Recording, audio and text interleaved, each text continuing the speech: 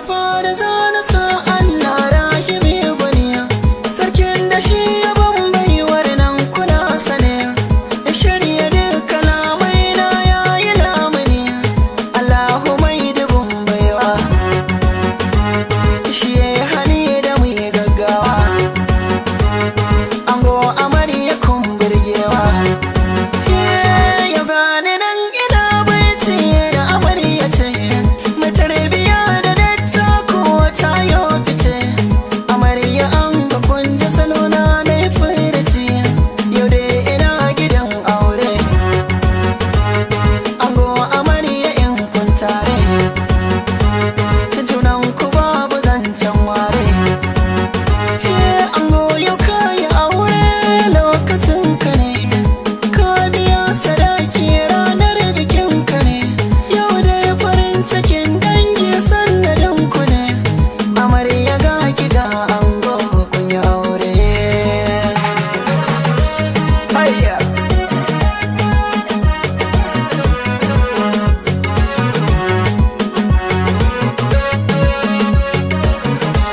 Ranar bikin ku kowa yau na ta murna, ango amarya soyayya kun ka nuna. Ina ta fesa baiti na har na zauna, lalai bikin ga ya kai shi a nuna. Amarya na ga kin taro yar amana, auren ki mun ka zo aure ne na sunna.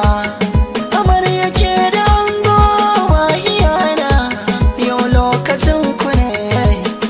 Amarya ana ta ci da sha, na ga tukunya gurin bikin ku ba yunwa.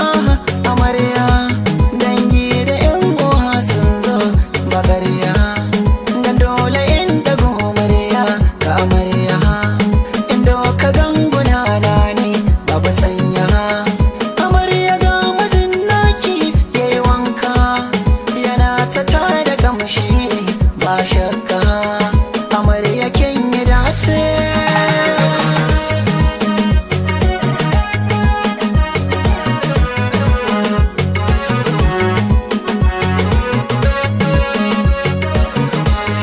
Bikin gana ga mata sun haɗu, dangi ta ko'ina na ga sun dado.